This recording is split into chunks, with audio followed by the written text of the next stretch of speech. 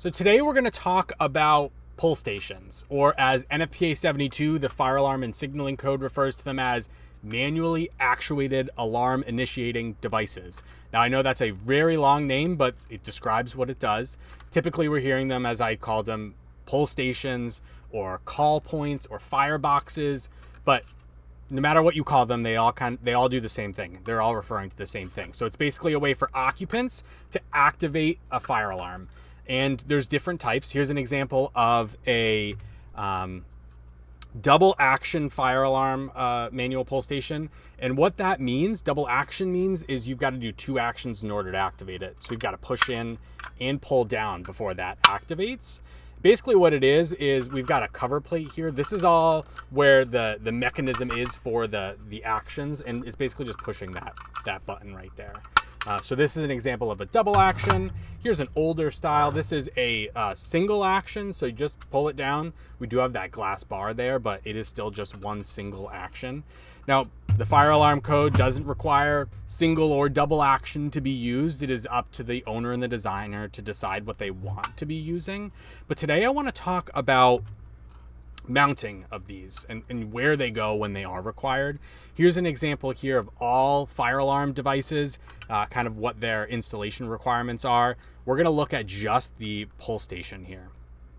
Now, before we get into talking about where it needs to be installed, we get a lot of questions of, do I need pull stations? People just assume they are required. You do have to look at the life safety code, building code, or fire code that's used in the jurisdiction. Typically what's going to happen with new fully sprinklered buildings or buildings with automatic detection systems, there are allowances to just leave out pull stations in general.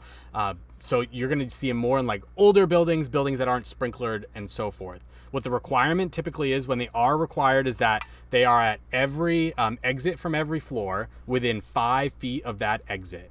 So think about, if I've got a stairwell running down a building, every door into that stairwell needs to have a pull station if they are required in that building, and it's got to be within 5 feet. Then the next requirement is, if I've got a pretty large building, the travel distance to a pull station on any floor cannot be more than 200 feet.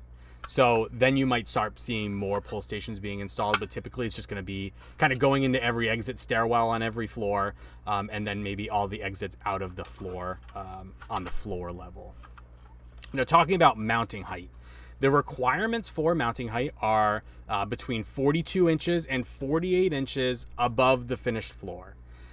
And that is to the operable part of the pull station. So this part right here needs to be within that range, that operable part of that pull station. Last thing I want to talk about with mounting these is NFPA 72, the fire alarm and signaling code, does have an allowance for tolerances. So this can help a bit. Maybe you've installed the pull station before the floor got put in, and now all of a sudden you're a little bit too low. There is an allowance, so we can go down. It's actually in the annex. A165 states that any of the measurements, if they're expressed in inches, so 42 inches to 48 inches, then we get a tolerance of 1 inch, which means we can actually go, 41 and a half inches to 48 and a half inches. So a little bit of tolerance on those measurements. So that's helpful. And especially if it's measured in feet, so 5 feet from the door, we actually get a tolerance of 6 inches on top of that. So that's a little allowance there when you're mounting devices. That goes for all fire alarm devices. Now that isn't in every code or standard, so that isn't applicable everywhere, but when we're talking about NFPA 72, they are very explicit when they're using, you notice how the mounting height is in inches, and then its distance is in 5 feet, and that is to allow that bit of tolerance. So that's a bit about mounting manual pull stations.